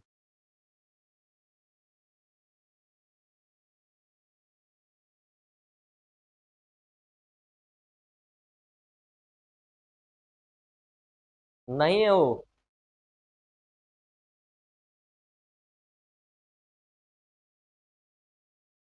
बातें समझ में आई आपको, यहाँ तक अगर समझ में आ गया तो फिर अगले टॉपिक पे हम चलें। गुड, आगे वाले पे बात करते हैं। कह रहा है कि जो एल्वुलाई होता है, जो गैसियस एक्सचेंज कराता है, उसकी बात करते हैं। कह रहा है यही जो एल्वुलाई ये दिख रहा होगा आपको फिगर में, ये वाला। कह रहा है कि इसी में देखो नीचे जो है ब्लड कैपिलरी जुड़ी हुई है, और ये हमारा एल्वुलाई है, और इसी में से क्या करता है, ब्लड में से क्या करता है, CO2 को लेता है, और एल्वुलाई से क्या लेता है, O2 को लेता है। ये एक्सचेंज करा रहा होता है। आगे चलो बात करते हैं इसी में। कह रहे हैं कि जो एल्वुलाई, जो एल्वुलर गैस एक्सचेंजर होता है, कह रहे हैं इसमें क्या होता है, ऑक्सीजन जो होता है alveoli air diffuse of the blood, blood के अंदर, ब्लड कैपिलरी के अंदर डिफ्यूज करा दिया जाता है, और कार्बन डाइऑक्साइड जो होता है ब्लड डिफ्यूजन को क्या करता है, एल्वुलाई से क्या एक्सहेल कर देता है, मतलब क्या बोलता है, फिर से वो एल्वुलाई के अंदर छोड़ देता है ब्लड कैपिलरी कार्बन डाइऑक्साइड को, और फिर उसको इन्वायरमेंट में छोड़ दिया जाता है। और ऑक्सीजन जो ले गया होता है एल्वुलाई से कहाँ भेज दिया जाता है, सीधे ब्लड कैपिलरी में भेज दिया जाता है। कह रहा है कि this exchange of the occur through the diffusion due to the difference in the concentration of the gradient. और यहाँ पे क्या होता है, गैसियस एक्सचेंज देखने को मिलता है, डिफ्यूजन देखने को मिलता है, और इसके साथ साथ यहाँ पे difference in the concentration of gradient देखने को मिलते हैं। आगे बात करते हैं हीमोग्लोबिन के। हीमोग्लोबिन का मतलब क्या बोल सकते हैं हम, RBC बोल सकते हैं। RBC की अगर हम बात करें तो कह रहा है कि इसमें क्या होता है, आयरन कंटेनिंग प्रोटीन प्रेजेंट होते हैं, जिसको हम रेड ब्लड सेल बोलते हैं, यानी RBC बोलते हैं। कह रहा है responsible for the red blood colour. कह रहा है कि जो, अगर आपका जो ब्लड है रेड कलर दिख रहा है, उसके पीछे का रीजन क्या है, तो वो हीमोग्लोबिन। अगर हीमोग्लोबिन नहीं प्रेजेंट होता तो रेड कलर नहीं दिखाई देता। हीमोग्लोबिन में किस चीज, चाहे वो रेड दिख रहा है क्योंकि उसमें आयरन कंटेनिंग प्रोटीन प्रेजेंट है। ये इतनी बातें याद रखिएगा। कह रहे हैं play the key role in transporting of oxygen in lungs to the body tissue. कह रहा है कि और ये क्या की रोल प्रेजेंट करता है, जो आरबीसी होता है, तो ऑक्सीजन को एल्वुलाई से लेता है, एल्वुलाई से लेने के बाद कहाँ भेज देता है, ब्लड, ब्लड क्या करता है, आरबीसी जो होता है, आरबीसी क्या करता है, ऑक्सीजन को लेता है, ऑक्सीजन को लेने के बाद से लंग से लेके बॉडी टिश्यू तक पहुंचाता है। कह रहा है कि affinity of the haemoglobin of the various gases. कह रहा है कि जो एफिनिटी है हीमोग्लोबिन को कौन कौन से गैसेस को कैरी कर सकता है, तो CO, कार्बन मोनोऑक्साइड को भी कैरी कर सकता है, ऑक्सीजन को भी कैरी कर सकता है, और CO2 को भी कैरी कर सकता है। आगे बात करते हैं हम लोग breathing mechanism of inhalation and exhalation. Breathing mechanism में अगर हम बात करें तो पहला दिया गया कि इनहेलेशन, अगर हम एयर को अंदर की तरफ बॉडी में लेते हैं तो क्या होंगे, हमारे रिब्स जो होंगे, ये जो हमारी चेस्ट होगी, रिब्स होंगे, जो बोन्स होंगे रिब्स वाली, वो क्या करेंगे, ऊपर की तरफ उठते हैं। कह रहा है कि क्या करेंगे, अप डायग्राम फ्लैटेड, और जो हमारा डायग्राम था नीचे जो था डायग्राम, वो क्या होगा, फ्लैट हो जाएगा, नीचे की तरफ दब जाएगा। कह रहा है कि chest cavity of increase and air stuck in the lungs, जो हमारा चेस्ट कैविटी होगा वो इंक्रीज कर जाएगा और हम इसके अंदर एयर भर जाएंगे। लेकिन वही बात करते हैं एक्सहेलेशन का, तो इसमें जो रीब होगा, एक्सहेलेशन तो जब हम गैस बाहर निकाल रहे होंगे, एयर को बाहर छोड़ेंगे, तो क्या होगा, जो चेस्ट ऊपर की तरफ उठा होगा क्या होगा, फिर अपने नॉर्मल शेप में आ जाएगा, डाउनवर्ड में आ जाएगा, देखो। और डाउन के बाद से जो हमारा डायफ्राम क्या था, फ्लैट हुआ था, फिर वो क्या होगा, अपने नॉर्मल शेप में यानी रिलैक्स शेप में आ जाएगा। और उसके बाद से कह रहा हूँ कैसा हो जाएगा, डूम शेप। डूम शेप कैसा होता है, ऐसा, सॉरी ऐसा नहीं, सॉरी ऐसा होता है, डूम शेप में बन जाएगा, ये नहीं। ठीक है, एक आगे बात करते हैं कि चेस्ट कैविटी जो क्या होगी, डिक्रीज हो गई, जो इंक्रीज की थी इनहेलेशन में, अब क्या करेगी, डिक्रीज कर जाएगी, उसके साथ air is the push out, और हवा बाहर निकल जाएगी। आगे बात करते हैं, देखो एक क्वेश्चन ऐसे ही हम बता रहे थे, आप कहते हैं ना कि हम दिखाएंगे कि क्वेश्चन कैसे कैसे आएंगे। देखो ये जो क्वेश्चन हम लाए हैं कि कब पूछा गया है, 2019 में पूछा गया है, 2021 में पूछा गया है, 2023 में पूछा गया है, 2025 में पूछा गया है, ठीक है। और ये क्वेश्चन पूछा गया है कैसे, क्या क्या क्वेश्चन पूछे गए हैं, इसके टोटल नीचे आंसर भी होंगे। तो ऐसे ही मैं बहुत सारे क्वेश्चन आपको लाऊंगा जो 10 साल की पीवाईक्यू में पूछे जाए गए होंगे। बाहरी एक क्वेश्चन नहीं आपसे पूछूंगा, न लाऊंगा ऐसे, क्योंकि जो 10, क्योंकि हमारा वो सीरीज ही है 10 ईयर पीवाईक्यू, चैप्टर वाइज, ठीक है। तो चैप्टर वाइज हम 10 ईयर पीवाईक्यू सॉल्व कर रहे होंगे। चलिए आगे बात करते हैं, ये भी देख लो क्वेश्चन पूछा गया है, ये क्वेश्चन है 2020, 2022, 2024 में भी पूछा गया है। आगे बात करते हैं, ये भी क्वेश्चन देख लो, 2018 में पूछा गया, 2020 में पूछा गया, 2022 में पूछा गया, 2024 में पूछा गया। ऐसे बहुत सारे मैं क्वेश्चन लाऊंगा जो इंपॉर्टेंट होंगे, जो बोर्ड में आने के चांसेस ज्यादा से ज्यादा होंगे। आगे बात करते हैं हम लोग रिस्पायरेशन इन प्लांट की बात करते हैं। रिस्पायरेशन इन प्लांट की बात करें तो रिस्पायरेशन जो होता है प्लांट 3 जगह से करता है, क्योंकि अगर आपने क्लास 7 पढ़ा होगा तो वहाँ पे आपको बताया गया कि प्लांट में 3 ऐसे पार्ट होते हैं जहाँ से प्लांट रिस्पायरेशन कर पा रहा होता है। जैसे एक होता है स्टोमाटा ऑफ लीफ, जो लीफ मतलब ग्रीन पार्ट में जो स्टोमाटा प्रेजेंट होते हैं, वहां से क्या करता है, ये रिस्पायरेशन कर सकता है। दूसरी बात करें लेंटिकल, लेंटिकल की बात कर रहे हो ना, ये देख रहे हो ना, जो छोटे छोटे ब्राउन ब्राउन कलर के जो दिख रहे हैं, ये क्या है, सब लेंटिकल है। इससे भी ये अपना रिस्पायरेशन कर सकता है। उसके साथ generally surface of the root, जो प्लांट के अंदर रूट प्रेजेंट होता है, इस इससे भी अपना रिस्पायरेशन ये कर पा रहा होता है। तो याद रखिएगा, रिस्पायरेशन इन प्लांट की बात करें तो ये कहाँ कहाँ से अपना गैसियस एक्सचेंज कर पाता है, तो 3 जगह से कर पाता है। पहला स्टोमाटा के थ्रू करता है, दूसरा लेंटिकल के थ्रू करता है, और तीसरा जनरली सरफेस रूट के थ्रू करता है। इतनी बातें याद रखिएगा। कह रहा है एट नाइट, अगर रात की हम बात करें तो व्हेन द फोटोसिंथेसिस स्टॉप, रात के समय फोटोसिंथेसिस नहीं होता क्योंकि लाइट प्रेजेंट नहीं होती। तो कह रहा है कि उस time CO2 is the elimination is the many activity, कह रहे हैं कि उसमें बहुत जगह CO2 की इन्वॉल्व नहीं होता, क्योंकि प्लांट लाइट है ही नहीं तो CO2 क्या करेगा, क्योंकि फोटोसिंथेसिस तो होगा नहीं। उसके बाद से देखो क्या कर रहा है, ड्यूरिंग डे, लेकिन वही दिन की बात करें तो carbon dioxide is the respiration is use in the photosynthesis, मतलब रात के समय कार्बन डाइऑक्साइड का यूज नहीं करता, क्यों, क्योंकि लाइट प्रेजेंट है ही नहीं है। लेकिन दिन की बात करें तो दिन में लाइट प्रेजेंट है, फोटोसिंथेसिस होगा। याद रखना, रिस्पायरेशन अलग प्रोसेस है और फोटोसिंथेसिस अलग प्रोसेस है। फोटोसिंथेसिस से प्लांट फूड बना रहा होता है, मतलब ग्लूकोज का फॉर्मेशन कर रहा होता है, लेकिन जो फोटोसिंथेसिस से ग्लूकोज बनाया होता है, उसी का ऑक्सीजन रिस्पायरेशन जब कर रहा होता है तो उसी ग्लूकोज का ऑक्सीडाइज करा रहा होता है, जिससे ATP होता है। तो याद रखना, फोटोसिंथेसिस अलग प्रोसेस है और रिस्पायरेशन अलग प्रोसेस है। रिस्पायरेशन में क्या करता है, ऑक्सीजन को इनटेक करता है प्लांट, चाहे कोई भी प्लांट हो। लेकिन वही बात करेंगे फोटोसिंथेसिस से, तो फोटोसिंथेसिस जो प्लांट कर रहा होगा उसमें कार्बन डाइऑक्साइड ले रहा होता है। याद रखना, फोटोसिंथेसिस से कौन सा गैस ले रहा है प्लांट, कार्बन डाइऑक्साइड ले रहा है, और रिस्पायरेशन जब कर रहा है तो कौन सा गैस ले रहा है, ऑक्सीजन ले रहा है। कौन सा गैस निकाल रहा है, तो कार्बन डाइऑक्साइड निकाल रहा है। जैसा हम लोग ऑक्सीजन ले रहे हैं, कार्बन डाइऑक्साइड निकाल रहे हैं, सेम वही चीज है प्लांट के अंदर रिस्पायरेशन में। और फोटोसिंथेसिस में क्या है कि फोटोसिंथेसिस जब भोजन बना रहा होगा प्लांट, तो उसमें क्या कर रहा होगा, कार्बन डाइऑक्साइड ले रहा होगा और ऑक्सीजन निकाल रहा होगा। ठीक है, आगे बात करते हैं। कह रहे हैं कि इसमें so no carbon dioxide release instant of the oxygen is the primary gas of release. कह रहे हैं दिन के समय जब फोटोसिंथेसिस करता है ना, तो ज्यादा कार्बन डाइऑक्साइड नहीं रिलीज करता है, वो क्या रिलीज करता है, ज्यादातर ज्यादातर ऑक्सीजन रिलीज कर रहा होता है। ये बातें याद रखिएगा। आगे बात करते हैं, how do fish breathe under the water, एक मछली कैसे पानी के अंदर रिस्पायरेशन करती है। ठीक है, इसकी बात करते हैं। कह रहे हैं कि फिश यूज द गिल, पानी के अंदर रहती है तो किससे अपना सांस लेती है, तो गिल्स के थ्रू सांस लेती है to absorb the dissolve oxygen. जो पानी के अंदर ऑक्सीजन डिजॉल्व है उसी ऑक्सीजन को क्या करती है, इंटेक करती है और अपना रिस्पायरेशन का काम करा पा रही होती है। देखो यहाँ पे पानी देखते हो ना, मछली देखोगे, छोटी छोटी मछलियां होती हैं। अगर आपने तालाब में मछलियां देखी होंगी चलते हुए, तो आपने देखा होगा यहाँ पे देखो माउथ में क्या करती हैं, वाटर को अंदर की तरफ जाने देती हैं, और यही इनका गिल्स है। ये वाला जो पार्ट है वो क्या है, गिल्स है। और यहीं पे आता है और इसी से क्या करता है, ऑक्सीजन को फिल्टर कर दिया जाता है वाटर से, और ये ऑक्सीजन के बॉडी में भेज दिया जाता है और वाटर फिर यहाँ से बाहर कर दिया जाता है। समझ में आया? जो वाटर के अंदर ऑक्सीजन मिक्स होता है उसका ये से यूज करती है। कह रहा why do the aquatic organism have the further breathing rate in the terrestrial organism because the water has the lost dissolve in the oxygen in the air. कह रहा है कि बताइए ऐसा क्यों है कि जो टेरेस्ट्रियल हमारे ऑर्गेनिज्म होते हैं उनका ब्रीथिंग रेट जो होता है वो फास्टर होता है अकॉर्डिंग टू द अदर से। सही सी बात है, क्योंकि ऑक्सीजन की कमी रहेगी, बॉडी के अंदर प्रॉपर ऑक्सीजन नहीं पहुंचेगा तो हमें ब्रीथिंग ज्यादा करना पड़ेगा। अगर हम हमारे बॉडी के अंदर प्रॉपर ऑक्सीजन पहुंच रहा है तो हमें ब्रीथिंग कम करना पड़ेगा। सही सी बात है। आगे बात करते हैं। अगला हमारा क्या टॉपिक है, ट्रांसपोर्टेशन। ट्रांसपोर्टेशन मतलब जो भी चीजें बनाए उसका ट्रांसपोर्टेशन का है।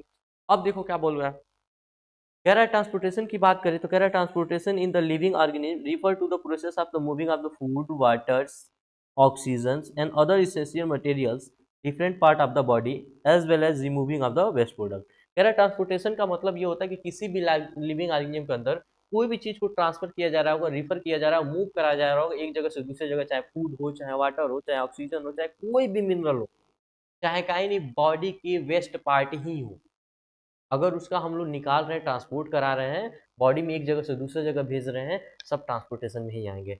बात करते हैं इसमें ट्रांसपोर्टेशन का ही एक पार्ट होता है हमारा सर्कुलेटरी सिस्टम। सर्कुलेटरी सिस्टम की बात करें तो इसमें कितने लोग इन्वॉल्व होते हैं, इसको कितने भाग में बांटा गया, तो ब्लड में, ब्लड वेसल में और हार्ट में। मतलब सर्कुलेटरी सिस्टम में कितने लोग इन्वॉल्व होते हैं, 3 लोग। एक तो ब्लड, दूसरा ब्लड वेसल जिस रास्ते से जा रहा होगा, और तीसरा जो होगा पंप कर रहा होगा। ठीक है, आगे बात करते हैं। अब बात करते हैं ब्लड की।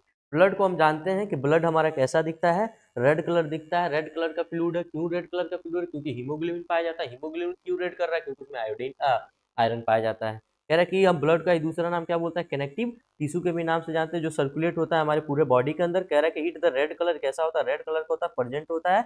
Respiratory pigment is the called haemoglobin. कह रहा है कि रिस्पिरेटरी पिगमेंट में कौन आता है, हीमोग्लोबिन आता है, जो ऑक्सीजन या कार्बन डाइऑक्साइड या कार्बन मोनोऑक्साइड को भी कैरी कर सकता है। कह रहा है द रेड ब्लड सेल जिसको हम बोलते हैं, जिसका शॉर्ट फॉर्म में हम आरबीसी बोलते हैं।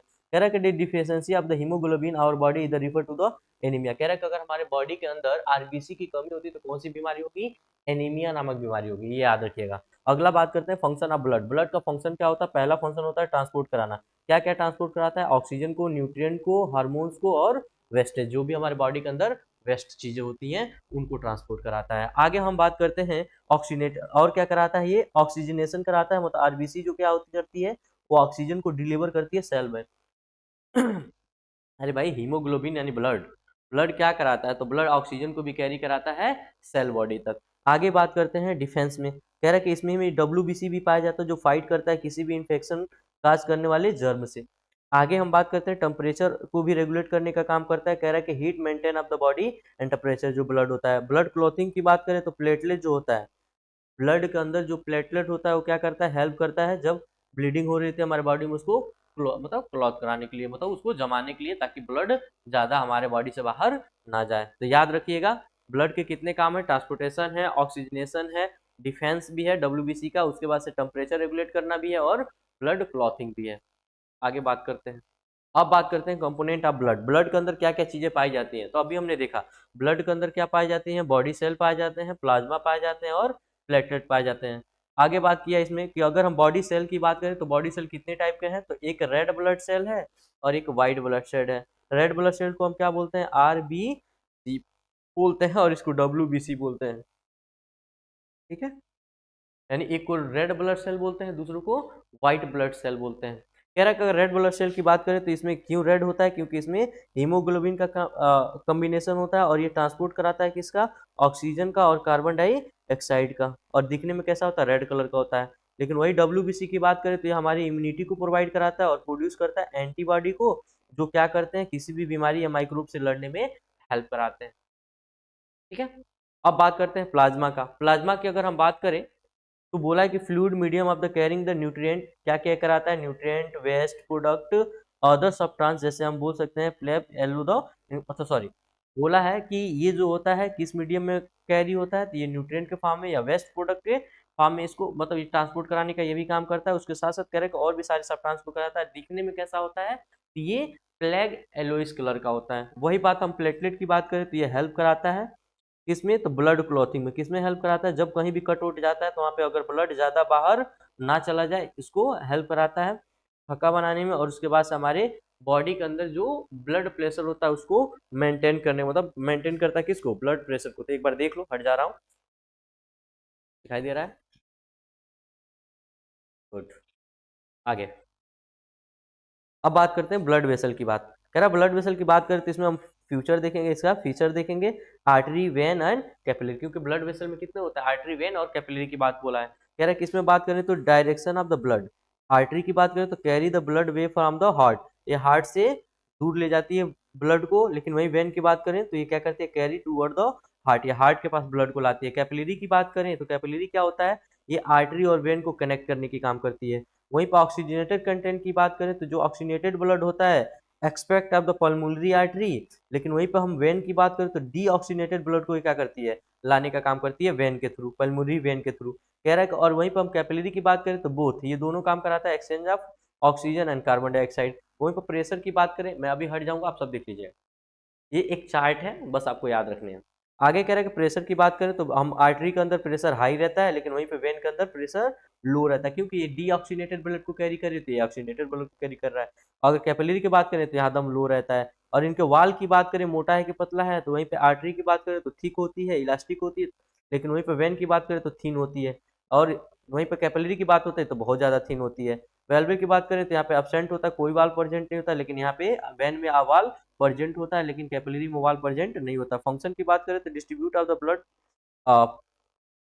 Pumped by the heart. कह रहे हैं कि ये क्या करती है, जो आर्टरी होती है वो जो पंप हार्ट, जो हार्ट है वो पंप कर रहा था ब्लड को, उसको ले जाती है। लेकिन वहीं पे बात करें जो वेन है वो क्या करता है, ब्लड को दोबारा हार्ट के अंदर ले आता है। लेकिन वहीं हम कैपिलरी की बात करें तो ऑक्सीजनेशन या न्यूट्रिएंट या वेस्ट मटेरियल सेल के पास ये कैरी करने का काम करता है। यहीं पे कैरियर की बात करें तो ये ऑक्सीजनेटेड न्यूट्रिएंट को कैरी कर रहा होता है, ये कार्बन डाइऑक्साइड और वेस्ट मटेरियल को कैरी कर रहा होता है। लेकिन कैपिलरी की बात करें तो ये oxygen, nutrient, cell, carbon dioxide and waste of the cell को भी कैरी कर रहा होता है। बाकी ये कुछ काम की बातें हैं, उसको देख लीजिएगा। लार्जेस्ट लार्जेस्ट आर्टरी कौन है, एरोटा है। Only artery that carry deoxygenated blood कौन है, पल्मोनरी आर्टरी है। लार्जेस्ट जो है, वेन की बात करें तो वेना का ओनली देखने को मिलेगा, वेन इज द कैरियर। जो वेन होती है वो किस चीज की कैरियर करती है, तो ऑक्सीनेटेड ब्लड को कैरी करती है, किसके थ्रू करती है, पल्मोनरी वेन के थ्रू करती है। आगे बात करते हैं, अब बात करते हैं हम लोग ह्यूमन हार्ट का, जैसे बहुत बार बोर्ड में एग्जाम के क्वेश्चन पूछे गए हैं, ठीक है। आगे बात करते हैं इसमें, कह रहे हैं कि the heart is the muscular organs, ये कैसा होता है, मस्कुलर ऑर्गन होता है, suitable of the form of the chest, ये चेस्ट, दोनों चेस्ट के बीच में सुटेबल होता है, लेफ्ट साइड पे हल्का सा। कह रहा है कि पंप ऑफ द ब्लड, ये क्या करता है, ब्लड को पंप करता है, प्रोसेस है जिसको हम सर्कुलेशन बोलते हैं। कह रहा है इसमें कितने चैम्बर होते हैं, तो इसमें 4 चैम्बर होते हैं। और जो बटा हुआ होता है उसको क्या बोलते हैं, सेप्टेट बोलते हैं, उसको हम सेप्टम भी बोलते हैं। कह रहा है कि prevent of the mixing of the pure of impure blood. कह रहा है कि सेप्टम, सेप्टा या सेप्टम क्यों देखने के लिए वहां पे क्यों प्रेजेंट होता है, क्योंकि ऑक्सीनेटेड ब्लड और डीऑक्सीनेटेड ब्लड आपस में मिक्स ना हो जाए। आगे बात करते हैं आर्ट्रियम और वेंट्रिकल की बात बोला। कह रहे हैं कि आर्ट्रियम किसको बोलते हैं, तो अपर चैम्बर ऑफ द हार्ट, जो हार्ट के ऊपर वाले चैम्बर दो होते हैं, यानी आपको दिखाई दे रहा होगा ऊपर वाले जो चैम्बर है, ये वाले ऊपर वाले चैम्बर, ये दो नीचे वाले चैम्बर है, ठीक। तो हार्ट के जो ऊपर वाले चैम्बर होते हैं उसको हम आर्ट्रियम बोलते हैं। और यहीं पे बोला है lower chamber of the heart, जिस नीचे वाला दो चैम्बर होता है उसको वेंट्रिकल बोलते हैं। कह रहा वाल ऑफ द हिन, ऊपर वाला जो होता है उसका वाल पतला होता है, लेकिन नीचे वाले का वाल मोटा होता है, मस्कुलर होता है। लेकिन ऊपर वाला जो होता है ब्लड को रिसीव करता है, वहाँ किसके थ्रू रिसीव करता है, वेन के थ्रू। लेकिन जो नीचे वाला होता है वो आर्टरी के थ्रू ब्लड को फिर बाहर कर रहा होता है। जो राइट एट्रियम होता है वो रिसीव करता है डीऑक्सीनेटेड ब्लड को फ्रॉम द बॉडी, लेकिन जो लेफ्ट एट्रियम होता है वो रिसीव करता है ऑक्सीनेटेड ब्लड को फ्रॉम द लंग्स। लेकिन वहीं पर बात करें हम वेंट्रिकल में, तो कह रहे हैं कि जो राइट वेंट्रिकल होता है वो पंप करता है डीऑक्सीनेटेड ब्लड को, लेकिन वहीं पे जो लेफ्ट वेंट्रिकल होता है वो पंप करता है ऑक्सीनेटेड ब्लड को। इतनी बातें हैं, एक बार देख लीजिएगा। ये कुछ सर्कुलर सिस्टम दिया गया है। हमें मालूम है कि हमारे पास हमारे बॉडी के अंदर कैसा सर्कुलेशन चलता है, तो डबल सर्कुलेशन सिस्टम चलता है। कैसे डबल सर्कुलेशन चलता है, हमें मालूम है कि एक बार तो एक कहानी ब्रीथिंग में ही चल जाती है, यानी एयर आता है और लंग्स में आता है, लंग्स में फिर ब्लड वहां से जाती है, पहुंचती है, और वहां से फिर लेके इन्वायरमेंट में दोबारा, मतलब एक कहानी कहाँ से चलती है, इन्वायरमेंट से लेकर लंग्स से लेकर फिर इन्वायरमेंट में, एक सर्कुलेशन हुआ। दूसरा सर्कुलेशन क्या हुआ कि लंग्स से लेके हार्ट में, हार्ट से लेके बॉडी में, बॉडी सेल में, बॉडी सेल से फिर लेके हार्ट में, यानी समझ रहे हो, एक सर्कुलेशन हार्ट वाला चल गया और एक सर्कुलेशन लंग्स वाला चल गया। यानी इसी के लिए हम हमारे बॉडी में कैसा सर्कुलेशन देखने को मिलता है, डबल सर्कुलेटरी सिस्टम देखने को मिलता है, जो हमारे पास ये दिया गया है। कैसे होता है देखो, लंग्स, लंग्स से कहा जाता है पल्मोनरी वेन में, जो ऑक्सीजनेटेड ब्लड को लाती है, कहाँ छोड़ती है, लेफ्ट आर्टरियम में छोड़ती है। लेफ्ट आर्टरियम से कहा जाता है लेफ्ट वेंट्रिकल में जाता है, लेफ्ट वेंट्रिकल से फिर जो मेन आर्टरी होती है जिसको अरोटा बोलते हैं, ऑक्सीजनेटेड ब्लड को कहाँ ले जाती है, बॉडी आर्गन में ले जाती है। फिर बॉडी आर्गन से जो कार्बन डाइऑक्साइड होता है, देखना ये जो रास्ता है, देखना ये हमारा रास्ता है O2 वाला, जितना भी ये चल रहा है सब O2 वाला, ठीक, ऑक्सीजन वाला, और यहाँ से जैसे निकला सब कार्बन डाइऑक्साइड वाला, ठीक। कहाँ छोड़ रहा है, यहाँ पे कार्बन डाइऑक्साइड, कार्बन डाइऑक्साइड, फिर इसको छोड़ा जा रहा है कार्बन डाइऑक्साइड, फिर जला रहा है कार्बन डाइऑक्साइड, और यहाँ से फिर कहाँ छोड़ दिया जा रहा है, लंग्स के अंदर, लंग्स से फिर कहाँ छोड़ा जा रहा है, इन्वायरमेंट के अंदर, एयर को बाहर कर दिया जा रहा है। इतना समझ में आया। बाकी आप हार्ट का फिगर देख लीजिएगा अच्छे से, लेवलिंग करना आना चाहिए, हर बार क्वेश्चन पूछा गया हार्ट से। आगे बात करते हैं कि chamber in the heart, heart के चैम्बर की बात करें, to provide the mixing of oxygenated and deoxygenated blood, more of the oxygenated with the supply body of organ of the better way. कह रहा है कि ये काहे सेपरेट है, बांटे क्यों हुए हैं, क्योंकि डीऑक्सीजनेटेड ब्लड जो है या ऑक्सीजनेटेड ब्लड दो आपस में मिक्स ना हो जाए, प्रॉपर दोनों अपने अपने जगह पे चले और प्रॉपर सब डिस्ट्रीब्यूट होता रहे। आगे बात करते हैं कुछ कह रहा है कि in the human human blood pressures through the heart twice, मतलब 2 बार heart twice during the complete of the circulation of the body, this is the double circulation system. कह रहा है कि हमारी जो हार्ट है वो 2 बार वर्क करती है, इसीलिए हम इसको डबल सर्कुलेशन, तो वही मैं बोल रहा था, देखो एक पार्ट तो ये हो गया हमारा, एक सर्कुलेशन तो केवल इतना ही में कर रहा है और दूसरा सर्कुलेशन ये कर रहा है, इसीलिए हम क्या बोलते हैं, डबल सर्कुलेटरी सिस्टम बोलते हैं। चलो देख लेते हैं। कह रहा है 2 टाइप ऑफ सर्कुलेशन क्या होता है, एक होता है पल्मोनरी सर्कुलेशन, जिसमें blood flow from the heart from the lungs to back, इसको हम क्या बोलते हैं, पल्मोनरी बोलते हैं। कह रहा है पर्पज में क्या होता है, ऑक्सीजनेटेड ब्लड रिमूव क्या किया जाता है, पहले ऑक्सीजनेटेड ब्लड को लिया जाता है और कार्बन डाइऑक्साइड ब्लड को बाहर छोड़ दिया जाता है। सिस्टमेटिक सर्कुलेशन में क्या होता है कि जो ऑक्सीजनेटेड ब्लड होता है हार्ट के अंदर आता है, हार्ट के अंदर फिर कहाँ भेजा जाता है, बॉडी में, बॉडी के पास से फिर रिटर्न भेज दिया जाता है हार्ट में। तो एक सर्कुलेशन ये होता है जिसको हम सिस्टमैटिक सर्कुलेशन बोलते हैं। कह रहा है इसका पर्पज क्या होता है, तो जो ऑक्सीजन होता है उसको, ऑक्सीजन या न्यूट्रिएंट्स होते हैं उनको बॉडी टिश्यू तक पहुंचाना होता है, फिर वहां से कार्बन डाइऑक्साइड को कलेक्ट करके हार्ट के पास पहुंचाना होता है। कह रहा है वाई इज द इम्पोर्टेंट, क्यों ऐसा इंपॉर्टेंट है, keep the oxygen rich of the blood, separated of the oxygen poor of the blood, instead of the efficiency supply of the oxygen of the body, maintain of the high pressure, systematic circulation purpose of the distribute। ये कह रहा है कि पूरा process को हम क्या बोलते हैं, डबल सर्कुलेटरी सिस्टम बोलते हैं। आगे बात बोला गया कि why is the necessary to have the fourth chamber the heart of the humans in the others mammals. कह रहा है कि क्यों ऐसा है, इसकी बात कर रहे थे, prevent of the mixing of blood. पहला कहानी क्या है कि कोई भी मिक्सिंग ब्लड का मिक्सिंग नहीं होना चाहिए ऑक्सीडेटेड और डीऑक्सीनेटेड ब्लड का। दूसरा बात क्या बोला, ensure the efficiency of oxygen supply. दूसरी बात है कि ऑक्सीजन सप्लाई में कोई बाधा ना आए, प्रॉपर्ली जाता रहे। फिर essential of the warm of the blood animal, और दूसरी बात है कि अगर वार्म ऑफ ब्लड एनिमल है, अगर तो आप किसी भी टेम्परेचर में रह पा रहे हैं, किसी भी इन्वायरमेंट में अपने आप को ढाल पा रहे हैं, तो इसके लिए बहुत ज़्यादा ये इंपॉर्टेंट रोल अदा करता है। आगे बात करते हैं इसमें एनिमल ग्रुप का, हार्ट चैम्बर का, सर्कुलेटरी टाइप का कैसा क्या है इसकी बात कर लेते हैं। कह रहा फिश के अंदर बात करें तो इसके दो ही चैम्बर हार्ट देखने को मिलता है और सिंगल सर्कुलेशन देखने को मिलता है। इसमें कोई भी टेम्परेचर रेगुलेशन मेंटेन नहीं होता। ये कैसे होता है, तो कोल्ड ब्लडेड एनिमल होता है। एम्फीबियन की बात करें तो एम्फीबियन के अंदर भी थ्री चैम्बर देखने को मिलता है और इसमें क्या होगा, इनमें भी इनकम्प्लीट डबल सर्कुलेशन सिस्टम होता है, इसमें भी टेम्परेचर मेंटेन करने की क्षमता नहीं होती। क्यों, क्योंकि ये कोल्ड ब्लडेड एनिमल होते हैं। रेप्टाइल की बात करें तो रेप्टाइल के अंदर 3 चैम्बर भी देखता है और 4 चैम्बर भी देखने को मिलता है। जिसमें 3 चैम्बर देखने को मिलता है वो इनकम्प्लीट डबल सर्कुलेटरी सिस्टम होता है, उनमें टेम्परेचर मेंटेन करने की क्षमता नहीं होती और वो जो उनका ब्लड होता है कैसा होता है, कोल्ड ब्लडेड होता है। लेकिन 4 चैम्बर वाले की हम बात कर लें तो 4 चैम्बर वाले जहां भी होंगे वहां पे डबल सर्कुलेटरी सिस्टम होगा और उसके साथ साथ क्या होंगे, एस नेसिया, ये क्या कर पाएंगे, अपने टेम्परेचर को मेंटेन कर पाएंगे और वार्म ब्लडेड होंगे। वही बर्ड की बात करें, बर्ड में भी 4 चैम्बर देखने को मिलेगा, ये भी कंप्लीट डबल सर्कुलेशन सिस्टम करेंगे, ये भी अपने बॉडी को रेगुलेट कर पाएंगे, ये वार्म ब्लडेड में आती हैं। मैमल की बात करें, मैमल का भी 4 चैम्बर हार्ट होता है और ये भी कंप्लीट डबल सर्कुलेटरी सिस्टम कर रहा होता है और ये भी अपने बॉडी को रेगुलेट कर पाते हैं, टेम्परेचर को मेंटेन कर पाते हैं किसी भी इन्वायरमेंट पे, और इनका भी ब्लड कैसा होता है, वार्म वाला होता है। ठीक है, आगे बात करते हैं लिम्फेटिक सिस्टम। लिम्फेटिक सिस्टम की भी बात थोड़ी सी कर लेते हैं। चलो आगे देखते हैं। कह रहे हैं कि lymph is the also called tissue fluid. Lymph को ही दूसरा किस नाम से जानते हैं, टिश्यू फ्लूइड के नाम से जानते हैं। Form of the plasma proteins on some blood cells, skip of the through of the pore of the capillary wall of the intercellular space. कह रहा है कि जो टिश्यू फ्लूइड होते हैं वो किससे बने होते हैं, प्लाज्मा से मिलके, प्रोटीन से और सम ब्लड सेल से मिलके बना होता है। कह रहा है कि क्या करता है, तो ये पोर बनाता है, पोर जो होता है सॉरी स्किप करता है through the pore of the capillary wall of the intercellular space. कह रहा है कि the similarly to the blood plasma but colourless contain of the less protein. कह रहा है कि एक दिखने में कैसा होगा, कलरलेस होगा, लेकिन क्यों कलरलेस होगा, क्योंकि इसमें प्रोटीन की कमी होती है। आगे देखते हैं, कह रहा है lymph flow of the lymphatic capillary. Lymph किसमें फ्लो करता है, लिम्फेटिक कैपिलरी फ्लो करता है, which join of the larger lymph vessels. Here are the vessels finally open up the large veins and recognizing of the blood stream. बाकी बोला है function क्या होता है लिम्फ का, बोला है transport of the digested absorb the fat form the initial of the blood.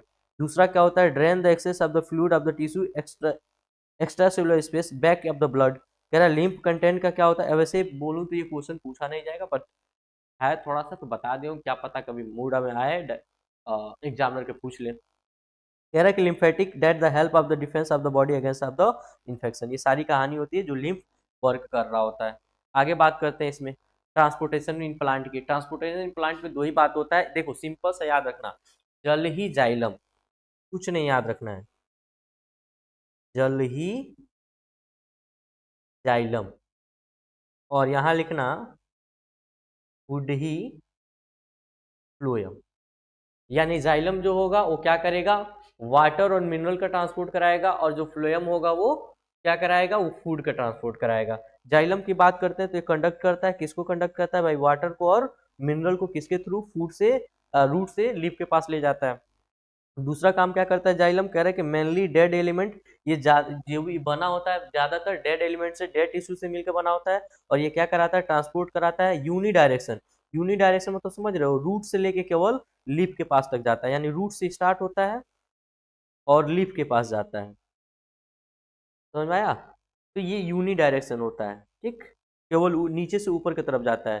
ठीक, अगला क्या बोला है कि 4 टाइप ऑफ सेल से मिलकर बना होता है, जैसे ट्रेसिड है, वेसल्स है, जाइलम फ्रेनकाइमा है, और जाइलम फाइबर है। 4 टिश्यू से मिलकर बना होता है, और क्या कराता है, ट्रांसपोर्ट कराता है वाटर और मिनरल का। ये यूनी डायरेक्शन होता है, मतलब रूट से वाटर और मिनरल को उठाता है और लीफ के पास ले जाकर छोड़ देता है, फिर दोबारा लाता होता नहीं है। कह रहा है कि कितने टाइप के टिश्यू से मिलकर बना होता है, 4 टाइप के। कौन कौन से होता है, ट्रेसिड होता है, वेसल्स होता है, जाइलम फ्रेनकाइमा होता है, और जाइलम फाइबर होता है। वही फ्लोएम की बात करें तो ये किसका कंडक्ट कराता है, तो ये फूड का कंडक्शन कराता है और ऑल डायरेक्शन में कराता है, प्लांट के हर जगह ये पहुंचाता है।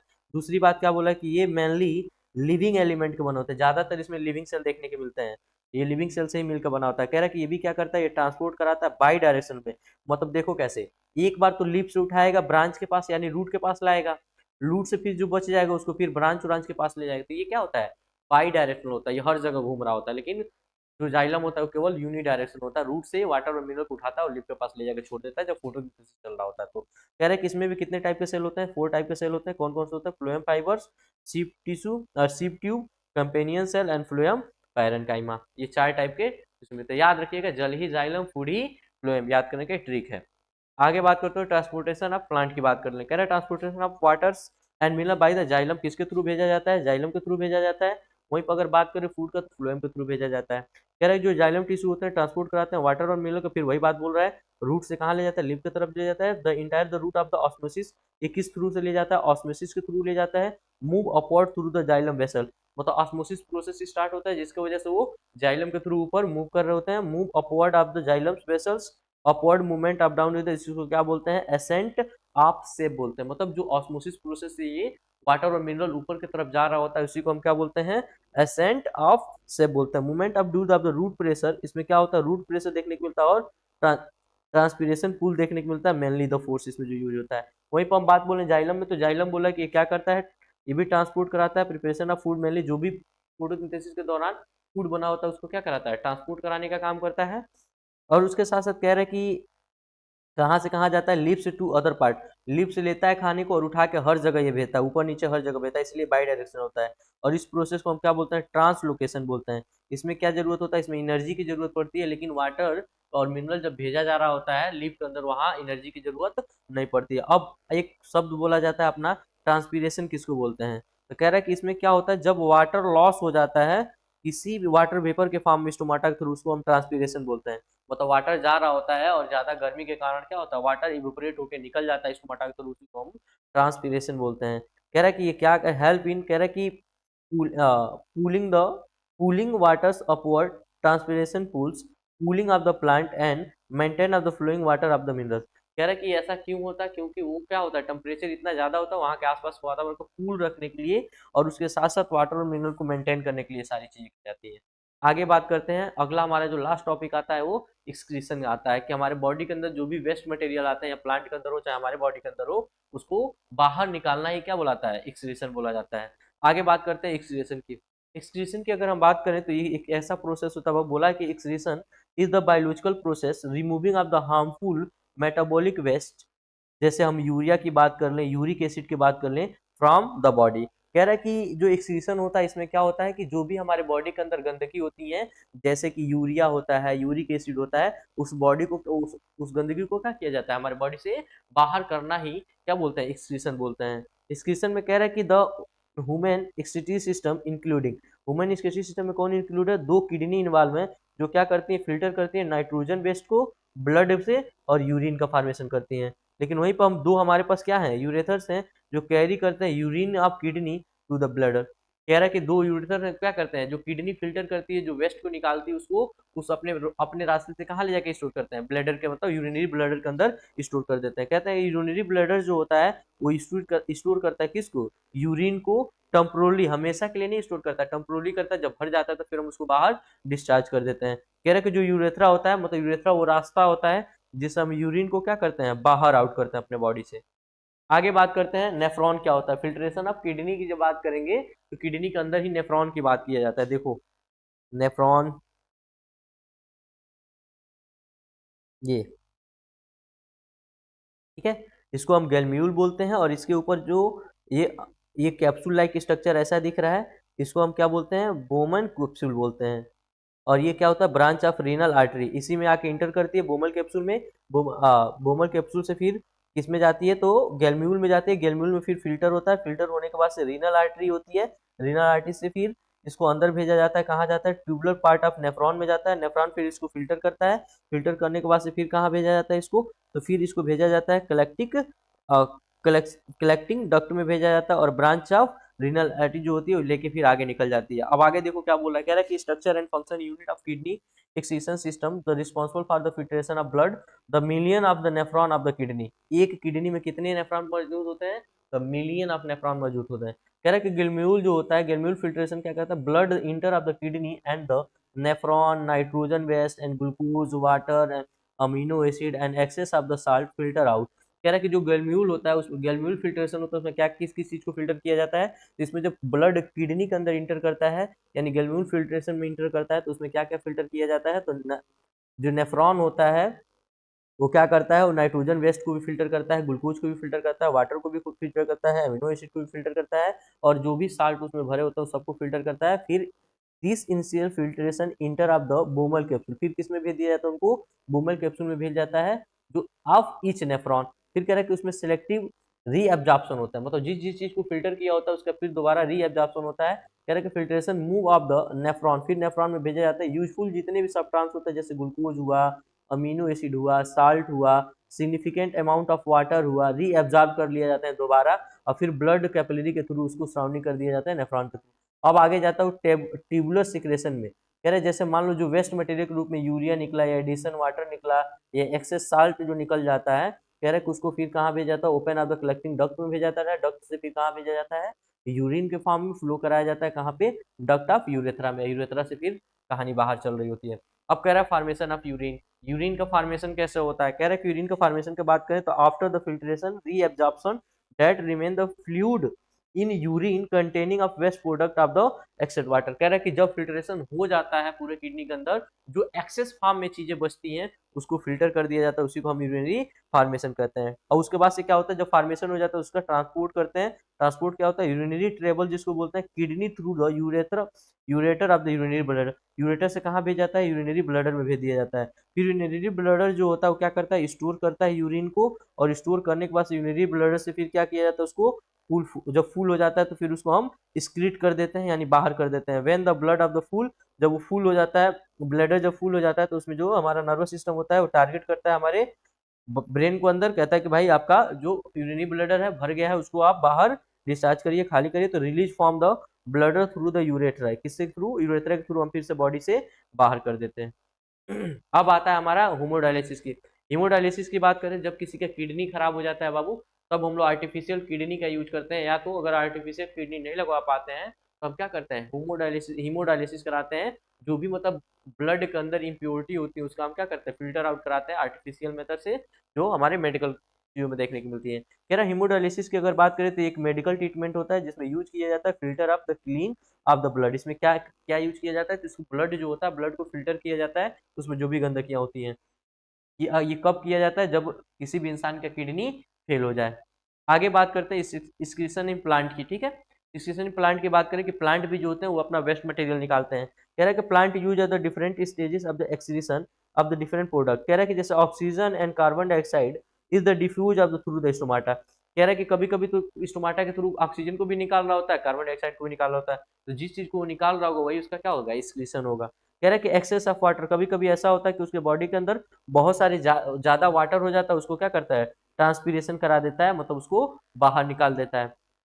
कह रहा है कि plant can lose some of their old part of old leaf and dark tree. कह रहा है कि कभी कभी आपने देखा होगा कि जो पत्ती बूढ़ी हो जाती है उसको गिरा देता है, खत्म कर देता है अपने पॉट से। जिससे डार्क ऑफ द ट्री, बहुत सारे ऐसे होंगे जो डार्क ऑफ ट्री आप देख रहे होगे, ये वाला इसकी बात कर रहा है। ये सब क्या एक मिनट दिखाई दे रहा होगा, जिसको हम लोग गोंद बोलते थे बचपन में, लेकिन गोंद नहीं है, ठीक है। ये क्या प्लांट का वेस्ट मटेरियल है जिसको वो एक्सक्रीट कर रहा है, बाहर निकाल रहा है। कह रहा अदर वेस्ट प्रोडक्ट की बात करें तो जैसे रेसिन मतलब लाशा हम लोग बोलते थे, गोंद बोलते थे, गम जिसको बोलते हैं, old of the xylem cell which of the can with the loss of the plant by. फिर बोला plant also the secrete some waste, बहुत सारे वेस्ट भी प्लांट सीक्रेट करता रहता है, सॉइल अराउंड देम, ठीक है, सॉइल के अंदर। अब यहाँ पे बाबू ये आपका होता है चैप्टर खत्म, ठीक है। यहाँ पे चैप्टर आपका कंप्लीट होता है। अब हम कल लाइव क्लास लेंगे और 10 ईयर का पीवाईक्यू देखेंगे इसी चैप्टर का, मतलब लाइव प्रोसेस का ही। हम लोग बोर्ड एग्जाम में 10 साल में जो पूछा गया है उसी के बारे में फिर हम स्टडी करेंगे कल लाइव क्लास में। फिर मिलते हैं आपसे कल के क्लास में। आज के लिए इतना ही, थैंक यू।